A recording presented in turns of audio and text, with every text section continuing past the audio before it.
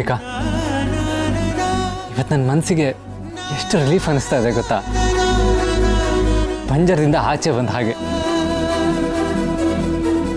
ಆಯಾ ಹಿತಾಗೆ ಒಳ್ಳೆ ತಾಯಿ ಆಗ್ತಾಳ? ಅವಳಿಗೆ ನಿನ್ನ ಸ್ಥಾನದಲ್ಲಿ ಫಿಟ್ ಆಗೋ ಅರ್ಹತೆ ಇದೆಯೋ ಇಲ್ವೋ ಅನ್ನೋ ಕನ್ಫ್ಯೂಷನಲ್ಲಿದ್ದೆ. ಆ ಕನ್ಫ್ಯೂಷನ್ಗೆ ಹೇಗೆ ಉತ್ತರ ಕಂಡ್ಕೊಳ್ಳೋದು ಅಂತ ಒದ್ದಾಡ್ತಾ ಇದ್ದೆ. ಆದರೆ ಇವತ್ತು ಎಷ್ಟು ಸಮಾಧಾನ ಆಗ್ತಾ ಇದೆ ಗೊತ್ತಾ? ಗೊತ್ತು ಶರತ್, ಮಾಯಾ ಖಂಡಿತ ಆ ಸ್ಥಾನಕ್ಕೆ ಅರ್ಹಳಲ್ಲ. ಇನ್ನು ಮುಂದೆ ಆ ಮಾಯಾ ನಿಮ್ಮ ಮತ್ತೆ ಹಿತನ್ ಜೀವನದಲ್ಲಿ ಕಾಲಿಡಲ್ಲ ಅಂತ ನನಗೂ ಹೇಳ್ಕೊಳಕ್ಕಾಗದಿರೋಷ್ಟು ಖುಷಿ ಆಗ್ತಿದೆ. ಇನ್ನು ದುರ್ಗಾ ಅವಳು ಯಾವ ಜಾಗಕ್ಕೆ ಸೇರಬೇಕೋ ಅಲ್ಲಿಗೆ ತಲುಪಿಸೋ ಜವಾಬ್ದಾರಿ ನಂದು. ಶರತ್ ಬಂದೇ ಬಿಟ್ಲಾ? ಶರತ್ಗೆ 2 ನಿಮಿಷ ಕೂಡ ನೆಮ್ಮದಿಯಾಗಿರೋದಕ್ಕೆ ಬಿಡಲ್ಲ. ಆದರೂ ಏನೇ ಆಗಲಿ ಮಾಯಾ ಸೋತಿದ್ದಕ್ಕೆ ನನಗೆ ಹಾಲು ಕುಡಿದಷ್ಟು ಖುಷಿ ಆಗ್ತಿದೆ. ಶರತ್, ಅಂಕಲ್ನ ಡಿಸಿಷನ್ ಚೇಂಜ್ ಮಾಡಿ ಅಂತ ನೀವೇ ಕನ್ವಿನ್ಸ್ ಮಾಡಿ ಅಲ್ಲ. ನಾನು ಹಿತನ ತುಂಬ ಚೆನ್ನಾಗಿ ನೋಡ್ಕೋತೀನಿ. ನೀವೆಲ್ಲರೂ ಎಕ್ಸ್ಪೆಕ್ಟ್ ಮಾಡಿದ ಹಾಗೆ ಈ ಮನೆಗೆ ಹೊಂದ್ಕೊಂಡು ಹೋಗ್ತೀನಿ. I promise I will be a very good wife, very good mother and very good daughter in law. Please Sharath, please. Maya please don't CRY. ಇಷ್ಟು ದಿನ ನಾನು ಈ ಮದುವೆಗೆ ಒಪ್ಕೊಂಡಿದ್ದು ದೊಡ್ಡವ್ರ ಮಾತಿಗೆ ಬೆಲೆ ಕೊಟ್ಟು. ಈಗ ಈ ಮನೆ ದೊಡ್ಡವರಾಗಿರೋ ಅಪ್ಪನೇ ಈ ಮದುವೆ ಬೇಡ ಅಂತ ಹೇಳ್ತಾ ಇರಬೇಕಾದ್ರೆ ವಿ ಶುಡ್ ಒಬೆ ಅಲ್ವಾ? ನಿನಗೂ ಗೊತ್ತು ಈ ಮದುವೆ ವಿಷಯದಲ್ಲಿ ನನ್ನ ಒಪಿನಿಯನ್ ಏನಾಗಿತ್ತು ಅಂತ. ಈಗ ಅಪ್ಪನ ಡಿಸಿಷನ್ನ ಯಾರೂ ಚೇಂಜ್ ಮಾಡೋದಕ್ಕಾಗಲ್ಲ ಅಲ್ವಾ? ಹಾಂ, may be this is for good. ನಾವಿಬ್ಬರು ಫ್ರೆಂಡ್ಸ್ ಅಲ್ವಾ? ಫ್ರೆಂಡ್ಸಾಗೇ ಇರೋಣ. ಮದುವೆನೇನು ಅಲ್ಟಿಮೇಟ್ ಅಲ್ವಲ್ಲ? ಅಲ್ಲ ಶರತ್, ಮಾಯಾ ಪ್ಲೀಸ್ ನೊಂದ್ಕೋಬೇಡ. ನನಗೆ ಅಂಬಿಕಾಗೆ ನೀನು ಬೆಸ್ಟ್ ಫ್ರೆಂಡ್. ನಿನ್ನ ಲೈಫು, ನಿನ್ನ ಡ್ರೀಮ್ಸ್ ಬಗ್ಗೆ ಎಲ್ಲ ನನಗೆ ಚೆನ್ನಾಗಿ ಗೊತ್ತು. ನೀನು ತುಂಬ ಆ್ಯಂಬಿಷಿಯಸ್ ಮಾಯಾ.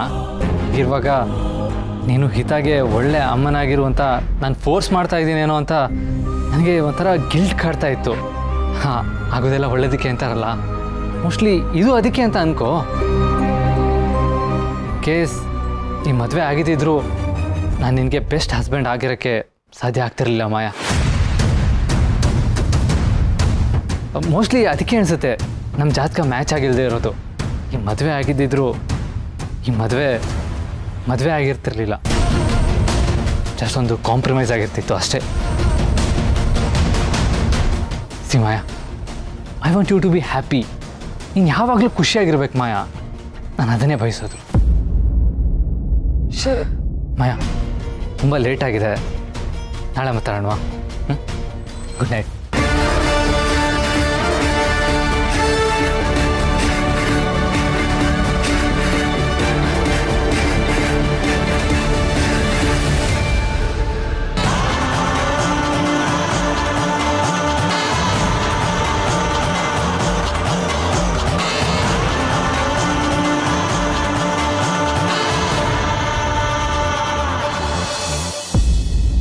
ನೀವು ಶರತ್ ಮತ್ತು ಮಾಯಾ ಮದುವೆ ಬಗ್ಗೆ ಫೈನಲ್ ಡಿಸಿಷನ್ ತೊಗೊಳೋದಕ್ಕೂ ಮುಂಚೆ ನನ್ನ ಹತ್ರ ಒಂದು ಸಲ ಡಿಸ್ಕಸ್ ಮಾಡಿದರೆ ಚೆನ್ನಾಗಿರ್ತಿತ್ತು.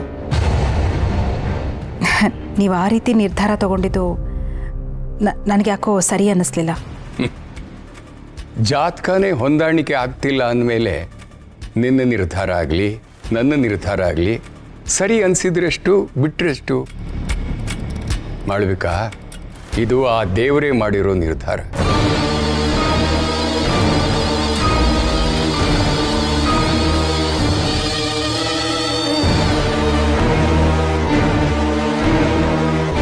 ಏನಾಗಿದೆ? ಯಾಕೆ ಇವ್ರನ್ನ ವಶೀಕರಣನೇ ಮಾಡೋದಕ್ಕಾಗ್ತಾ ಇಲ್ಲ? ಯಾಕೇನು ಸಾಧ್ಯ ಆಗ್ತಾ ಇಲ್ಲ?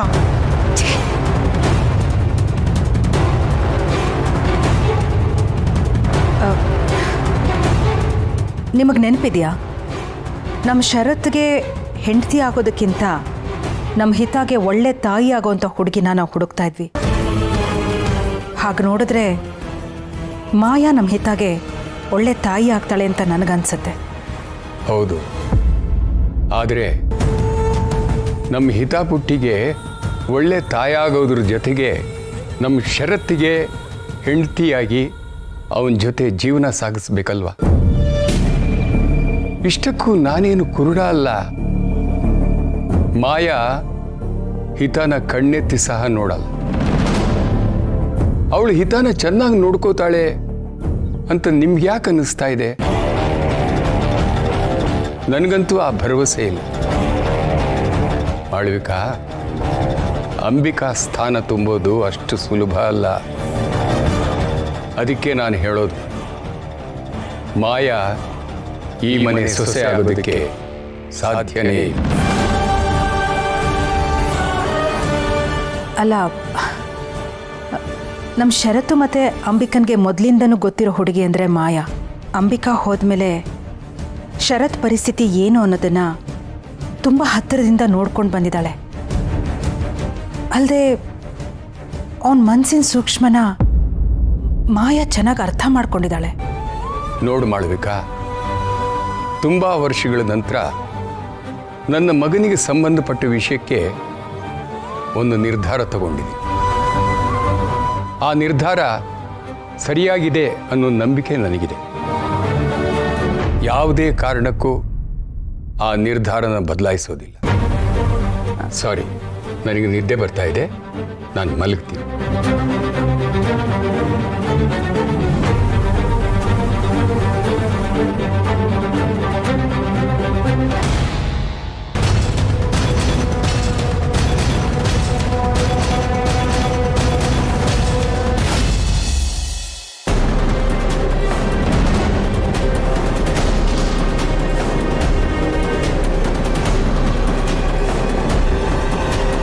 ಇನ್ನು ಮುಂದೆ ಈ ಮದುವೆ ವಿಚಾರದಲ್ಲಿ ನಾವು ಮುಂದುವರಿಯೋದು ಬೇಡ.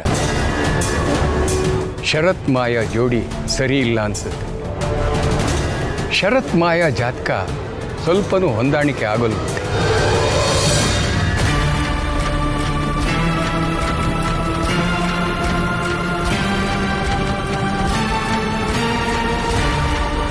ಅಪ್ಪನ ಡಿಸಿಷನ್ನ ಯಾರೂ ಚೇಂಜ್ ಮಾಡೋದಕ್ಕಾಗಲ್ಲ ಅಲ್ವಾ? ಈ ವಿಷಯದಲ್ಲಿ ಯಾರೂ ನನ್ನ ಹತ್ರ ವಾದ ಮಾಡಕ್ಕೆ ಬರಬೇಡಿ. ನನ್ನ ತೀರ್ಮಾನನೇ ಕೊನೆ.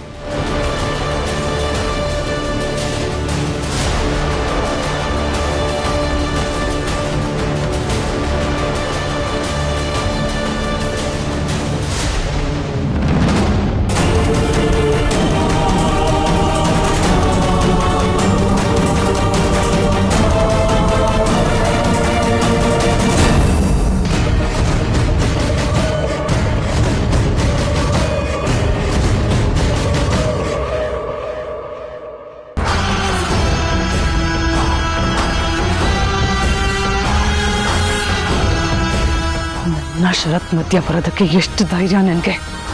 ಇಬ್ರು ಮಧ್ಯ ಬಂದಿರೋ ಯಾರನ್ನಾದ್ರೂ ನಾನು ಸಾಯಿಸ್ಬಿಡ್ತೀನಿ, ನಾಶನೇ ಮಾಡಿಬಿಡ್ತೀನಿ.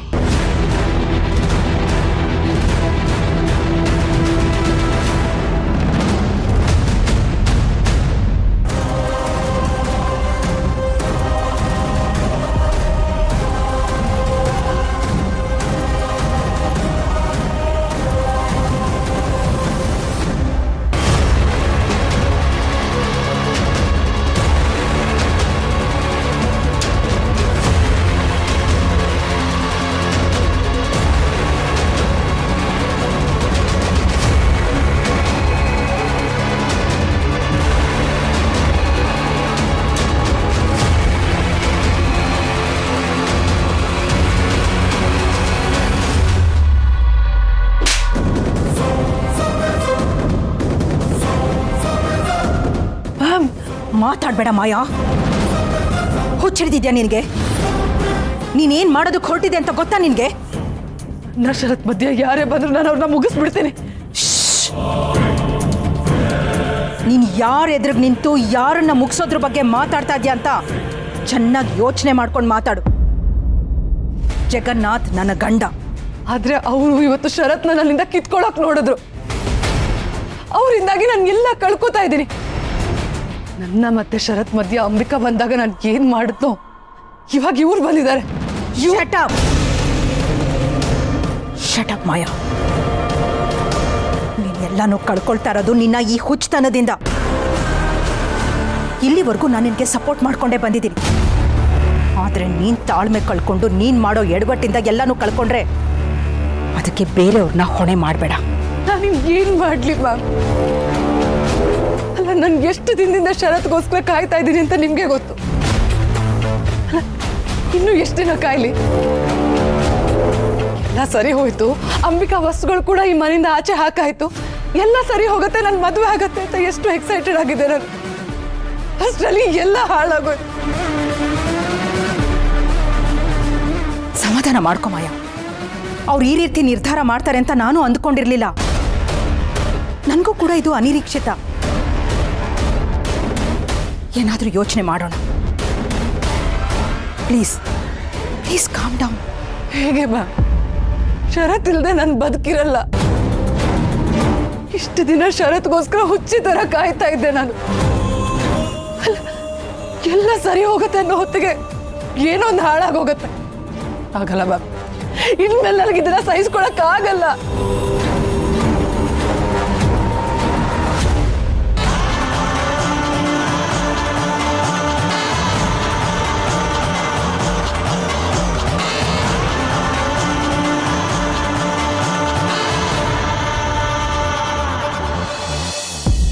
ಪ್ರಾಣಿಗೆ ಏನಾದ್ರೂ ಡಿವೋರ್ಸ್ ಕೊಟ್ರೆ ಅದಕ್ಕೆ ಕಾರಣ ಅವ್ರು ಹೊಡೆಯೋ ಗೊರಕೆ ಆಗಿರುತ್ತೆ. ಅಲ್ಲ, ಎಷ್ಟು ಗೊರಕೆ ಹೊಡಿತಾರೆ? ಬೆಳಗ್ಗೆ ಎದ್ದು ಕೇಳಿದ್ರೆ ನಾನು ಗೊರಕೆ ಹೊಡಿತೀನ, ನನಗಂತ ಅಭ್ಯಾಸ ಇಲ್ಲ ಅಂತೆ. ಮಾಡ್ತೀನಿ, ಇವತ್ತು ವಿಡಿಯೋ ಮಾಡಿ ಬೆಳಗ್ಗೆ ಎದ್ದು ತೋರಿಸ್ತೀನಿ. ಮಾಡ್ತೀನಿ ಅವ್ರಿಗೆ.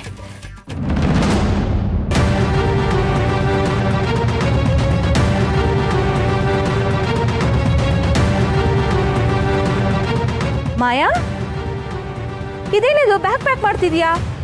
ಅದು ಇಷ್ಟೊತ್ತಲ್ಲಿ? ಓ, ಅಫಿಷಿಯಲ್ ಟ್ರಿಪ್ಪಾ? ಇಲ್ಲ, ನಾನು ಪರ್ಮನೆಂಟ್ ಆಗಿ ಮನೆಯಿಂದ ಆಚೆ ಹೋಗ್ತಾ ಇದ್ದೀನಿ. ಏ ಏ ಏ ಮಾಯಾ, ಏನ್ ಹೇಳ್ತಿದ್ಯಾ? ನೀನ್ ಯಾಕೆ ಮನೆ ಬಿಟ್ಟು ಹೋಗ್ಬೇಕು? ನಾನು ಯಾಕೆ ಈ ಮನೇಲಿ ಇರಬೇಕು? ಅಲ್ಲಮ್ಮ, ನೀನ್ ಒಂದಲ್ಲ ಒಂದಿನ ಈ ಮನೆಗೆ ಸೊಸೆಯಾಗಿ ಯಜಮಾನಿ ಆಗ್ಬೇಕಾಗಿರೋಳು. ನೀನ್ ಏನಮ್ಮ ನಿನ್ ಮಾಯಾ? ನೀನ್ ಸಾಕು, ಎಲ್ಲ ಭ್ರಮೆ. ನಾನು ಹಾಗೆ ಅನ್ಕೊಂಡು ಇಷ್ಟು ವರ್ಷ ಈ ಮನೇಲಿದ್ದೆ. ಆದ್ರೆ ಇವತ್ತೇನಾಯ್ತು ಅಂತ ನೀವೇ ನೋಡಿದ್ರಲ್ಲ.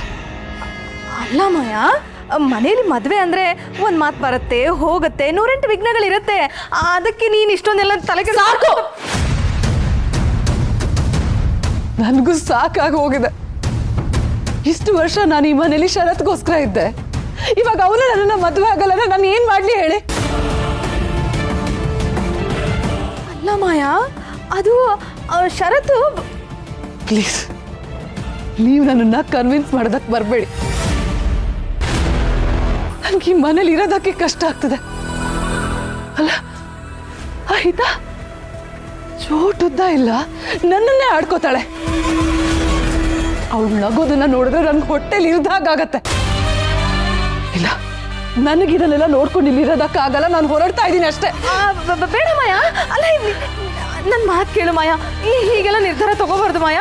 ಪ್ಲೀಸ್ ನನ್ನ ಮಾತು ಕೇಳು. ಅಲ್ಲ, ನೀನು ಪ್ರಾಣಿ ಅದ್ಗೆ ಕೂಗ್ಬೇಡಿ. ನಾನು ಈ ಮನೆಯಿಂದ ಆಚೆ ಹೋಗ್ತಾ ಇರೋದು ಯಾರಿಗೂ ಗೊತ್ತಾಗೋದು ನನಗಿಷ್ಟ ಇಲ್ಲ. ಅಲ್ಲ, ಗೊತ್ತಾದ್ರೂ ಹೂ ಕೇರ್ಸ್? ಯಾರು ನನಗೋಸ್ಕರ ಕೇರ್ ಮಾಡ್ತಾರೆ ಹೇಳಿ? ಇಲ್ಲ, ಚಿಕ್ಕ ಹುಡುಗಿ ನನ್ನ ನೋಡಿ ಆಡ್ಕೊಳ್ಳೋದಕ್ಕಿಂತ ಮುಂಚೆ ನಾನು ಈ ಮನೆಯಿಂದ ಆಚೆ ಹೋಗ್ಬೇಕು. ಐ ಆಮ್ ಲೀವಿಂಗ್ ಅಷ್ಟೇ. ದೇವ್ರೆ ಮಾಯಾ, ಏನ್ ಹಿಂಗ್ ಶಾಕ್ ಕೊಡ್ತಿದ್ಯಾ? ಒಂದ್ ನಿಮಿಷ ನನ್ನ ಮಾತು ಕೇಳು ಮಾಯಾ. ಅಲ್ಲ, ಯಾಕಮ್ಮ ಹಿಂಗೆಲ್ಲ ಶಾಕ್ ಕೊಟ್ಟು ಹೋಗ್ತೀಯಾ? ಪ್ಲೀಸ್ ಮಾಯಾ, ಮಾಯಾ ನನ್ನ ಮಾತು ಕೇಳು ಮಾಯಾ. ಮಾಯಾ ಮಾಯಾ, ನಾನೆಲ್ಲ ಸರಿ ಮಾಡ್ತೀನಿ. ಮಾಯಾ ಮಾಯಾ, ಪ್ಲೀಸ್ ಪ್ಲೀಸ್ ಪ್ಲೀಸ್ ಮಾಯಾ, ಹೋಗ್ಬಿಡ ಮಾಯಾ, ನಿಂತ್ಕೋ ಮಾಯಾ. ಅಯ್ಯೋ ದೇವ್ರೆ, ಏನಪ್ಪ ಇದು? ಇವಳನ್ನ ಇಟ್ಕೊಂಡು ನನ್ನ ಬೇಳೆ ಬೇಯಿಸ್ಕೊಳ್ಳೋಣ ಅಂತ ನೋಡಿದ್ರೆ ನನಗೆ ಕೈ ಕೊಟ್ಟು ನೋಡಿದ್ಲಲ್ಲ. ಅಯ್ಯೋ ಭಗವಂತ, ಏನ್ ಮಾಡ್ಲಿ ಈಗ? ಪ್ರಾಣಿ ಪ್ರಾಣಿ.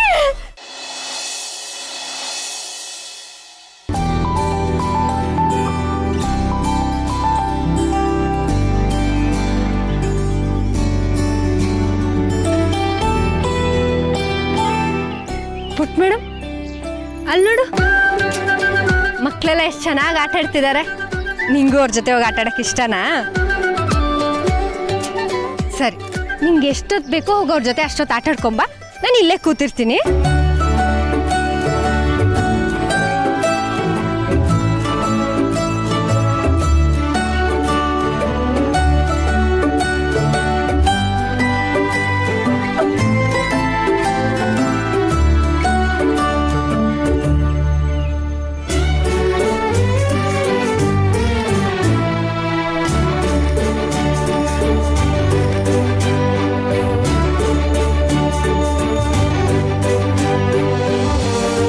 ದುರ್ಗಾ, ನೀವು ಎಲ್ಲಿಂದ ಯಾವಾಗ ಹೇಗೆ ಬರ್ತಿರೋ ಅಂತಾನೆ ಗೊತ್ತಾಗಲ್ಲ. ನೀವು ಬಂದಾಗೆಲ್ಲ ನಾನು ಬೆಚ್ಚ ಬೀಳ್ತೀನಿ. ಅದು ಸರಿ, ನೀವೇನಿಲ್ಲಿ? ದುರ್ಗಾ, ಏನು ಹೀಗೆ ಕೇಳ್ತಿದ್ಯಾ? ಪಾರ್ಕಿಗೆ ಯಾಕೆ ಬರ್ತಾರೆ? ಹೌದಲ್ವಾ, ನಾನೊಳ್ಳೆ ಪೆದ್ದಿ ಥರ ನಿಮ್ಗೆ ಏನೇನೋ ಪ್ರಶ್ನೆ ಕೇಳ್ತಾ ಇದ್ದೀನಿ. ಅದು ಸರಿ, ನೀವು ನೆನ್ನೆ ನಾನು ನೋಡೋಕ್ಕೆ ಬರಲಿಲ್ಲ, ಎಲ್ಲೋಗಿದ್ರಿ, ಏನು ಮಾಡ್ತಿದ್ರಿ? ನಿನ್ನ ಶರತ್ನ ಒಂದ್ ಮಾಡೋದಕ್ಕೆ ಸರ್ಕಸ್ ಮಾಡ್ತಾ ಇದ್ದೆ. ಏನು ಯೋಚಿಸ್ತಿದ್ದೀರಾ? ಏನಿಲ್ಲ ದುರ್ಗಾ, ನಿನ್ನ ಹತ್ರ ಒಂದು ಪ್ರಶ್ನೆ ಕೇಳಬೇಕಾಗಿತ್ತು. ಆದರೆ ನಾನು ಹೀಗೆ ಸಡನ್ನಾಗಿ ಕೇಳ್ತಿದ್ದೀನಿ ಅಂತ ನೀನೇನು ತಿಳ್ಕೊಬಾರ್ದು. ಏನಿದು, ನನಗೆ ಅಂತ ಇವರಲ್ಲಿರೋ ಫ್ರೆಂಡು ಅಂದರೆ ಅದು ನೀವೇ ಅಲ್ವಾ? ನೀವು ಏನು ಕೇಳಿದ್ರು ನಾನು ಏನು ಅಂದ್ಕೊಳ್ಳಲ್ಲ, ಕೇಳಿ. ಆದರೂ ನಾನು ಹೀಗೆ ಸಡನ್ನಾಗಿ ಹೀಗೆ ಕೇಳ್ತಾ ಇದ್ದೀನಿ ಅಂತ. ಕೇಳಿ ನೀವು. ದುರ್ಗಾ, ನಿನಗೆ ಯಾವ ಥರ ಗಂಡ ಬೇಕು? ಗಂಡನ? ನಿನಗೆ ಯಾವ ಥರ ಗಂಡ ಬೇಕು ಅಂತ ನನಗೆ ಗೊತ್ತಾದರೆ ಶರತ್ನು ನಾನೇ ಅದೇ ಥರ ಬದಲಾಯಿಸೋದಕ್ಕೆ ಪ್ರಯತ್ನ ಮಾಡ್ಬೋದು. ಆಮೇಲೆ ಶರತ್ ಮತ್ತು ನೀನು ಪ್ರೀತಿಲಿ ಬೀಳೋ ಥರ ಮಾಡೋದಕ್ಕೆ ನನಗೆ ಸುಲಭ ಆಗತ್ತೆ. ಹೋ, ಹೇಳು ದುರ್ಗಾ. ನಾನು ಅದ್ರ ಬಗ್ಗೆ ಎಲ್ಲ ಯೋಚನೆ ಮಾಡಿಲ್ಲ. ಏ ದುರ್ಗಾ, ನಾನು ಈ ಮಾತನ್ನ ನಂಬಲ್ಲ. ಪ್ರತಿಯೊಂದು ಹುಡುಗಿಗೂ ತಾನು ಮದುವೆ ಆಗೋ ಹುಡುಗ ಹೀಗಿರಬೇಕು ಹಾಗಿರಬೇಕು ಅನ್ನೋ ಆಸೆ ಇರತ್ತಲ್ವಾ?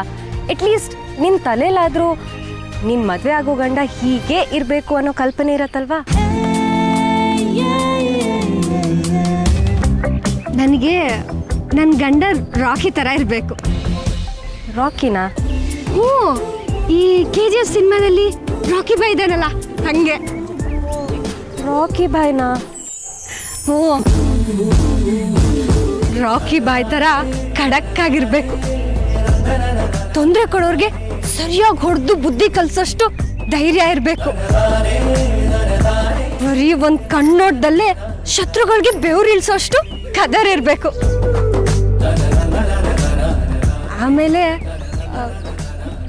ಆಮೇಲೆ ಅದು ಏನೋ ಅಂತಾರಲ್ಲ, ರೊಮ್ಯಾಂಟಿಕ್ ಆಗು ಇರಬೇಕು.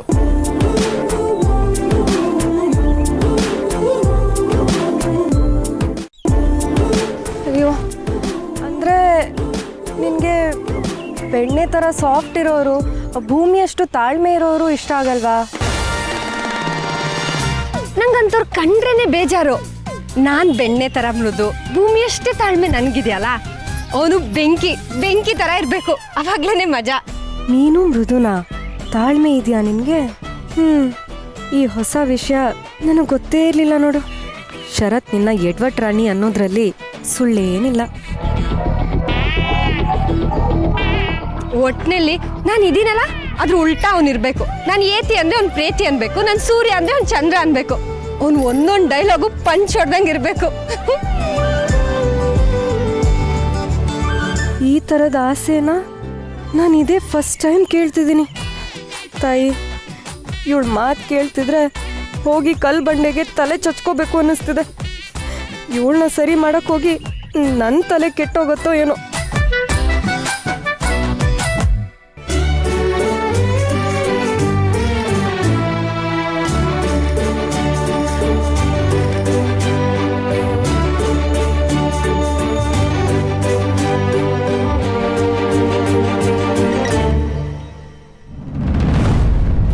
ಪುಟ, ನಿಂಗೆ ನಾಯಿ ಮರಿ ಅಂದ್ರೆ ಇಷ್ಟನಾ? ನಮ್ಮ ಮನೇಲಿ ನಾಯಿ 6 ಮರಿ ಹಾಕಿದೆ. ಎಷ್ಟು ಮುದ್ದಾಗಿದೆ ಗೊತ್ತಾ? ನೋಡ್ತೀಯಾ? ಹಾಗಿದ್ರೆ ನನ್ನ ಜೊತೆ ಬರ್ತೀಯಾ?